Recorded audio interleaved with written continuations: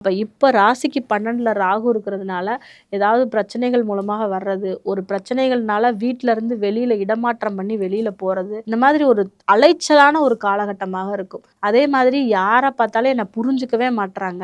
என்ன வந்து தப்பா தான் நெனைக்கிறாங்க. ஒரு குடும்ப உறுப்பினர்களும் சரி, என் கூட பார்ட்னரா இருக்கவங்களும் சரி, என்ன தப்பா நெனைக்கிறாங்கன்னு சொல்லி வருந்தக்கூடிய காலகட்டமாக இந்த காலகட்டம் விளங்குகிறது. எதனால எங்களுக்கு மட்டும் இப்படி? நாங்க யாருக்கு என்னங்க பாவம் பண்ணோம்? ராசியில சனி இருக்கார். அப்ப அந்த சனி என்ன பண்ணுவார்? அவரோட வேலை என்ன அப்படின்னா, ஒரு சில இண்டிகேஷன் தெரியும். "என்னடா உன் முகம் கலவரமாவே இருக்கு. என்னடா பேய் அறைஞ்ச மாரி இருக்க. ஏன்டா உன் மூஞ்சி இப்படி இருக்கு. போய் மூஞ்ச கழுவிட்டு வாடா." இப்படிலாம் சொல்லுவாங்கல்ல. இதுக்கு என்ன காரணம்? ராசியில சனி இருக்கிறதுனால தான். முகத்துல ஒரு கடும் கருமை வந்து படர ஆரம்பிக்கும்.